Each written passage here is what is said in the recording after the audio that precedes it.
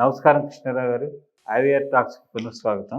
ఈ మధ్య రీసెంట్గా చూస్తుంటే భారతదేశము ఆర్థికంగా ఒక విధంగా ముందుకు వెళ్ళడమే కాకుండా మనం రాజకీయంగా చూస్తే భారతి సంతతికి చెందినటువంటి వాళ్ళు ప్రపంచ దేశంలో అగ్రరాజ్యాల్లో కూడా తమ వంతు పాత్రను పోషిస్తున్నారని మనం తెలుసుకోవచ్చు. మరి ప్రస్తుతం అమెరికన్ వైస్ ప్రెసిడెంట్గా ఉన్న లేడీ మన భారత సంతతికి చెందినది. అట్లాగే మరి మొన్నటిదాకా బ్రిటిష్ ప్రైమ్ మినిస్టర్ భారత సంతతికి చెందిన ఆయన ఇప్పుడు కొత్తగా అమెరికాలో వైస్ ప్రెసిడెంట్గా ఎన్నికైనటువంటి వాన్స్ భారత సంతతి చెందడమే కాకుండా మనకి గర్వకారమైనటువంటి మరి ఉషా ఆయన వైఫ్ అదే మనకి ఇక్కడ అప్పుడు ఆర్ఎస్ఎస్లోను దీంట్లో చేతగా శాంతా కుమార్ గారి మనవరాలు అని చెప్పి మనకు తెలిసి మనవరాలు అని చాలా ఇన్ఫర్మేషన్ వచ్చింది. ఐ థింక్ డెఫినెట్గా ట్రంప్ గెలుస్తారు కాబట్టి ఆయన కూడా వచ్చేస్తాడని అనుకోవచ్చు. మరి అంటే ఆవిడ వైస్ ప్రెసిడెంట్ అయ్యి వచ్చి మన భారతదేశానికి చేసింది ఏమీ లేదు.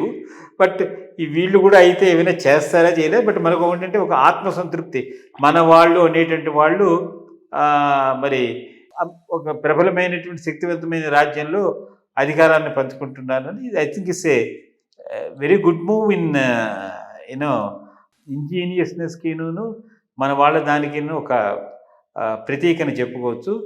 సో మీ దీని మీద ఒక 2 నిమిషాలు ముచ్చుకు.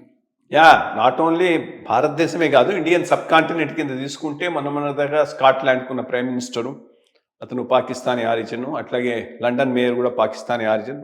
ఓవరాల్గా సబ్ కాంటినెంట్ వాళ్ళే, ఇండియన్ సబ్ కాంటినెంట్ వాళ్ళే. ఒకటి ఏంటంటే compare to the Pakistani Indian thing ఏంటంటే, ఒకటి హిందూ అప్బ్రింగింగ్ అనేది లిబరల్ మైండ్ సెట్ ఇస్తుంది. లిబరల్ మైండ్ సెట్ ఆటోమేటిక్గా వస్తుంది. సో అడ్జస్ట్మెంట్ అనేది పెద్ద ఇష్యూ కాకపోవచ్చు విదేశాల్లో మన వాళ్ళకి. ఎందుకంటే అసలు అప్బ్రింగింగే Indian Hindu upbringing liberal upbringing, చాలా సంకుచిత తత్వానికి అవకాశం చాలా తక్కువ. సో అందుకని మోర్ రిసెప్టివ్గా ఉంటారు, మోర్ ఓపెన్గా ఉంటారు, మోర్ మింగ్లింగ్కి రెడీగా ఉంటారు. సో అదే ఎగ్జాక్ట్గా ఇప్పుడు జరుగుతుంది.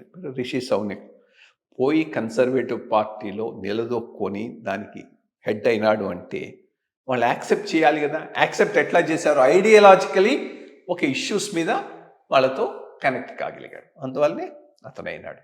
సిమిలర్లీ కమలా హ్యారిస్ ఇంకోసారి డెమోక్రాటిక్ సైడ్. ఈవిడ కూడా మొత్తం మీద అతని బయోగ్రఫీ అది చదివిన వాళ్ళు ఫ్యామిలీ బ్యాక్గ్రౌండ్ అంత సరిగ్గా లేదు, పేరెంట్స్లో అది మదర్ డగ్రేడిక్టో ఏదో ఉంది ఇష్యూస్. బట్ వాటన్నిటి నుంచి బయటకు వచ్చి గ్రాండ్ మదర్ పెంచితే వచ్చినవాడు. ఏల్ యూనివర్సిటీ ఎస్టాబ్లిష్డ్ లా ఆడ కలిశారు. లిబరల్గా she was able to accept him and he was able to accept her.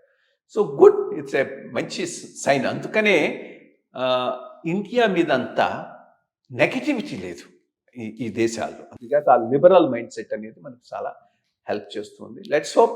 I mean as you told, మన షూటింగ్ ఇన్సిడెంట్ తర్వాత ట్రంప్ రావడం మొరాలిస్ ఖాయంగా ఉంది. సో ఇతను కూడా అవుతాడు. ఇంకోటి వివేక్ రామస్వామి, ఎంత మంచి వేరే ట్రెమెండస్ ఇంప్రెషన్. గెలిచాడా గెలవలేదు అనేది వేరే విషయం. సో గుడ్, ఇండియన్ ఆరిజిన్ వాళ్ళు మంచి మంచి ప్లేసెస్లో ఉంటే మనం కూడా we feel happy about it. అందులో తెలుగు వాళ్ళంటే ఇంకా ఎక్కువ. ఏదైనా ప్రపంచ శాంతికి వీళ్ళందరూ దోహదపడి మళ్ళీ 3వ ప్రపంచ యుద్ధం రాకుండా ఉంటే ఎవరు నాయకులైనా మనకి భావితరాల వాళ్ళకి మంచిగా ఉంటుంది. నమస్కారం.